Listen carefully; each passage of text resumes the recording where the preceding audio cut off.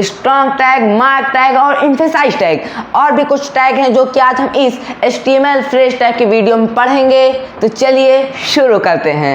Exam में top करने के लिए सर जी के ऑफिशियल चैनल को सब्सक्राइब करें। जैसे फ्रेंड्स आप देख पा रहे हैं हम आगे अपने कंप्यूटर के स्क्रीन पर और चलेंगे अपने MS वर्ड की तरफ, क्योंकि सबसे पहले इसमें हम आपको फ्रेश टैग के बारे में समझा देंगे, उसके बाद हम प्रैक्टिकल करते रहेंगे।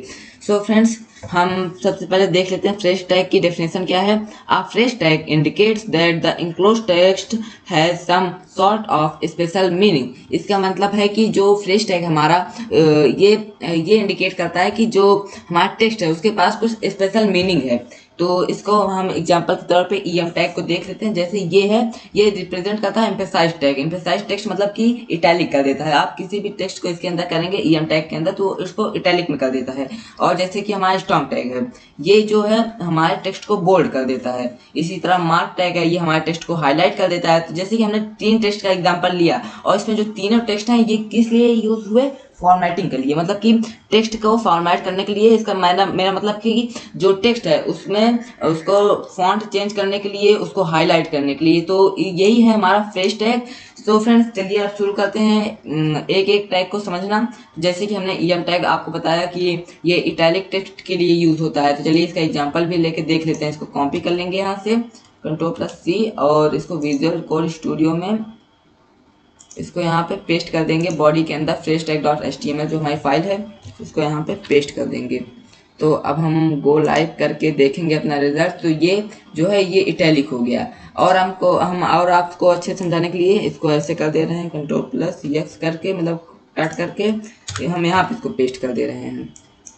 तो अब मैं आपको दिखा दूँ तो ये देखिए, ये टेक्स्ट जो है हमारा नॉर्मल फॉन्ट में है और ये इटैलिक हो गया। अब चलते हैं फिर से MS वर्ड की तरफ और इसमें है हमारा स्ट्रॉन्ग टैग। स्ट्रॉन्ग टैग जो यूज होता है वो हमारा बोल्ड करने के लिए यूज होता है। तो हम पहले कॉपी कर ले रहे हैं Ctrl+C और यहाँ पे मैं जाके पेस्ट कर दूंगा। जैसे फ्रेंड्स आप देख पा रहे हैं स्ट्रॉन्ग टैग हमने पेस्ट कर दिया। जब हम इसका रिजल्ट देखेंगे तो ये देखिए, ये जो है हमारा बोल्ड हो गया। तो ये भी सिमिलर है, कुछ बोल्ड टैग के तरह ही काम करता है। अब हमारा तीसरा टैग है मार्क टैग। ये हाईलाइट करता है, हमारे किसी भी टेक्स्ट को हाईलाइट करता है। तो चलिए इसको भी देख लेते हैं। C अब इसको हम यहाँ पर जाके BR टैग लगाकर ब्रेक कर लेंगे सबसे पहले।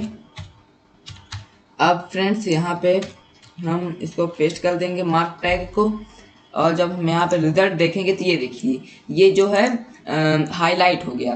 सो फ्रेंड्स इसका यही वर्क रहता है, मार्क टैग का हाईलाइट करना। तो अब हम चलते हैं अपने फोर्थ टैग की तरफ जो कि है हमारा साइड टैग। सो फ्रेंड्स ये देखिए यहाँ पे कह रहा है it represent the title of work, मतलब कि किसी भी वर्क का ये टाइटल रिप्रेजेंट करता है। जैसे कि एग्जांपल के तौर पे हम देख ले रहे हैं, this is the title of book. तो इसको भी हम कॉपी करके देख लेते हैं Ctrl+C और यहाँ पे मैं BR टैग लगा दूंगा Ctrl+V। तो फ्रेंड जैसे कि हम इसका रिजल्ट देखेंगे तो ये देखिए ये भी एक अलग फॉन्ट में आ गया। और अब कुछ लोग सोच रहे हैं कि भाई ये और एम्फेसाइज टैग सेम ही हो गया होगा, लेकिन मैं आपको बता दूं फ्रेंड्स कि ये जो इसका फॉन्ट है, साइड टैग का जो फॉन्ट है, ये थोड़ा एम्फेसाइज टैग से अलग है। तो ये देखिए इसका फॉन्ट एम्फेसाइज टैग का फॉन्ट है, साइड टैग से थोड़ा सा अलग है। तो ये किसी बुक का नेम या बुक का नेम या पोएम का नेम, स्टोरी का नेम लिखने में यूज होता है। ये किसी के राइटर का नेम ये लिखने में नहीं यूज होता है, मतलब कि किसी भी स्टोरी का या पोएम का राइटर का नेम ये लिखने नहीं यूज होता है। ये जो यूज होता है हमारे किसी भी स्टोरी का नाम लिखने में। तो फ्रेंड्स अब हम चलते हैं अपने फिफ्थ टैग की तरफ जो कि है हमारा कोड टैग। तो फ्रेंड्स जो कोड टैग होता है ये रिप्रेजेंट करता है हमारे किसी भी कंप्यूटर कोड को। अब बात आती है किस टाइप के कोड को, आप कोई भी कोड ले सकते हैं। जैसे कि हमारा पाइथन का कोड, जैसे कि यहाँ पे लिखा है int i = 10। अगर आप इसको ऐसे लिख देंगे तो इसमें कम सही रहेगा, लेकिन अगर इसको मैं आपको पहले दिखा दे रहा हूँ एग्जाम्पल के तौर पर, इसको कॉपी करके यहाँ पे BR टैग लगा इसको ब्रेक कर दूंगा और Ctrl+V। ये देखिए कोड टैग है। तो ये जब हम इसका रिजल्ट देखेंगे इस पे। तो ये देखिए एकदम कोड जैसे हो गया। इसको अगर आप ऐसे कोड कोई लिखना हो आपको तो इसमें आप ऐसे बस पेस्ट कर दीजिए, आदमी समझ जाएगा, मतलब जो भी वेबसाइट आपका देख रहा है वेब पेज वो समझ जाएगा कि ये कोड टैग है, मतलब कि कोड के लिए यूज किया गया है, ये कोड को डिफाइन कर रहा है, तो वो समझ जाएगा कि ये यूज होता है ज़्यादातर हमारे कोड वोड लिखने में। तो अब चलते हैं अपने 6th टैग की तरफ, जो कि है हमारा वेरिएबल टैग, जो कि ऐसे डिफाइन होता है VAR टैग से। ये रिप्रेजेंट करता है वेरिएबल का। इन कंप्यूटर प्रोग्राम में वेरिएबल का रिप्रेजेंट करता है, जैसे कि ये हमारा वेरिएबल एक है यक्स, तो इसको रिप्रेजेंट करता है। तो चलिए इसका एग्जांपल देख लेते हैं। इसको पहले हम कॉपी कर लेंगे यहाँ से, Ctrl+P, और यहाँ पे विजुअल स्टूडियो कोड में BR टैग लगाकर पेस्ट कर देंगे। और इसके बाद हम जब इसका रिजल्ट देखेंगे तो ये देखिए, ये जो कोई भी जैसे ये वाला टेस्ट है ये अपना नॉर्मल फॉन्ट में है, लेकिन यक्स पे वेरिएबल टैग लगा था तो ये वेरिएबल जैसे, मतलब इसका भी फॉन्ट कुछ अलग सा हो गया है। अगर मैं आपको एक और एग्जांपल देके दिखा दे रहा हूँ, मतलब कि यहाँ पे एक और टेक्स्ट थोड़ा सा ऐड कर दे रहा हूँ। यहाँ पे मैं दूसरा टेक्स्ट ऐड कर दे रहा हूँ, लेट वाई में ऐड कर दे रहा हूँ। और वाई ऐड करने के बाद देखिए, ये देखिए ये जो वाई का जो फॉन्ट है यस से बिल्कुल अलग है। तो ये डिफाइन करता है हमारे वेरिएबल को। तो ये ज़्यादा यूज आता नहीं है क्योंकि सब ऐसे ही नॉर्मल लिख देते हैं या हाईलाइट करके लिख देते हैं, लेकिन ठीक है, अपना एक फ्रेश टैग है। तो अब चलते हैं अपने 7th टैग की तरफ, जो कि है कोट टैग, कोटेशन टैग, जो कि ये क्यू से डिफाइन होता है। ये डिनोट्स करता है हमारे शॉर्ट इनलाइन कोटेशन, मतलब कि हमारे कोटेशन को डिफाइन करता है। तो चलिए इसका भी एग्जांपल देख लेते हैं। हम Ctrl+C कर देंगे इसको, और यहाँ पे चल के हम इसको यहाँ पे पहले BR टैग लगा के ब्रेक कर दे रहे हैं, हमारी लाइन को BR टैग लगा के ब्रेक कर लेंगे, और यहाँ पे इसको पेस्ट कर देंगे, हमारा कोटेशन टैग हो जाएगा। तो हम अपना रिजल्ट देख ले रहे हैं। ये देखिए हमने बस अपना टेक्स्ट लिखा है, ये कोटेशन यहाँ पे लग गया ऑटोमेटिकली। तो मैं आपको दिखा दूँ, यहाँ पे कोटेशन को अगर मैं इसको प्लेस्ड यहाँ पे कर दूँ, Ctrl+X करके कट कर लूँगा, और मैं अगर यहाँ पे इसको कर लूँगा पेस्ट, तो मैं आपको दिखा दूँ कोटेशन के ऊपर कोटेशन मार्क लग जाएगा। और मैं इसका रिजल्ट देखूंगी, ये देखिए ये कोटेशन के ऊपर कोटेशन मार्क लग गया। ये होता है हमारा कोटेशन मार्क, जो कि हो गया हमारा 7th। अब हम चलते हैं अपने ABBR टैग के ऊपर। 8th है हमारा ABBR टैग। ये रिप्रेजेंट करता है एब्रीविएशन और एक्रोनिम्स। तो चलिए इसका भी एग्जांपल देख लेते हैं, एग्जांपल से समझाते हैं, ज़्यादा अच्छे समझ में आएगा। Ctrl+T, इसको कॉपी कर लेंगे, विजुअल स्टूडियो कोड में हम चल के यहाँ पे BR टैग लगा के ब्रेक करके BR टैग लगा के हम इसको पेस्ट कर देंगे।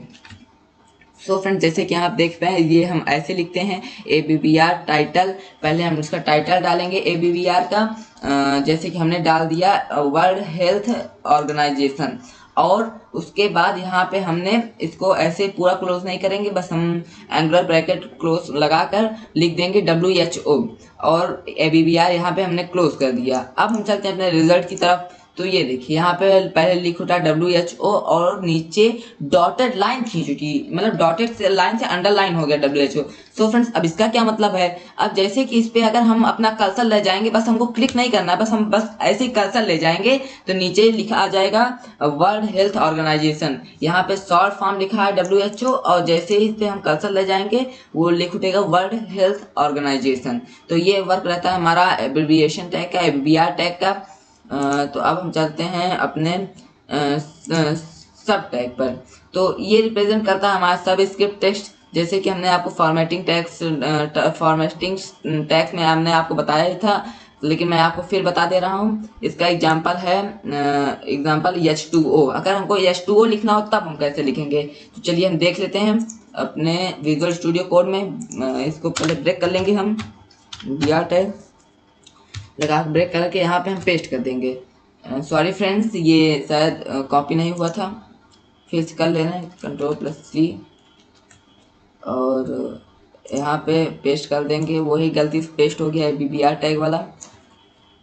सो फ्रेंड जैसे कि यहाँ पे देख पा रहे हैं, यहाँ पे लिखा होता है SUB सब, मतलब ये सब स्क्रिप्ट जो टैग है ये सब से डिफाइन किया जाता है। और यहाँ पे 2 लिख दिए, फिर उसके बाद O लिख दिए। अब यहाँ पे जब इसका रिजल्ट देखेंगे तो यहाँ पे लिखा था H2O, और ये जो 2 है ये सब स्क्रिप्ट में बदल गया। तो ये ज़्यादा यूज़ होता है हमारा केमिकल फार्मूलाज लिखने में। तो अब हम चलेंगे अपने लास्ट और 10th टैग की तरफ, जो कि है हमारा सब टैग। ये सुपर स्क्रिप्ट लिखने में काम आता है। ये सब स्क्रिप्ट है और ये सुपर स्क्रिप्ट है। जो सब स्क्रिप्ट रहती है वो नॉर्मल टेक्स्ट से नीचे लिखी जाती है, जो सुपर स्क्रिप्ट रहती है वो नॉर्मल टेक्स्ट से ऊपर लिखी जाती है। सुपर स्क्रिप्ट जो हमारा वर्क में आता है मैथ्स में लिखने में, जैसे मैथ्स के फॉर्मूलाज में लिखने में, एक्सपोनेंट, जैसे कि अगर आप एक्सपोनेंट पढ़े होंगे, एक्सपोनेंट्स एंड पावर्स, उसमें देखे होंगे कि 2 to the power 2 3 क्यूब या 3 to the power 3, ये जो 3 पावर लगी रहती है ये कैसे लिखा जाए, तो ये सब स्क्रिप्ट के माध्यम से लिखा जाता है। तो इसको लिखने के लिए हम SUP टैग लगाते हैं, सब टैग। तो इसको मैं कॉपी कर लूँगा Ctrl+ से, और इसके बाद मैं चलूँगा अपने विजुअल स्टूडियो कोड में, BR लगा दूंगा, BR से ब्रेक कर दूंगा अपनी लाइन को, और फ्रेंड्स यहाँ पे मैं इसको पेस्ट कर दूंगा। और जब पेस्ट करने के बाद हम अगर रिजल्ट देखेंगे तो ये देखिए 10th में जो TH है ये सुपर स्क्रिप्ट है। सुपर स्क्रिप्ट मतलब कि ऊपर है। सो फ्रेंड्स यही है हमारा सुपर स्क्रिप्ट। उम्मीद है आपको फ्रेश टैग हमारा समझ में आ गया होगा। अगर समझ में आ गया होगा तो वीडियो को लाइक करिएगा, चैनल सब्सक्राइब करिएगा। और आज के लिए बस इतना ही, मिलेंगे आपको नेक्स्ट वीडियो में। Thanks for watching.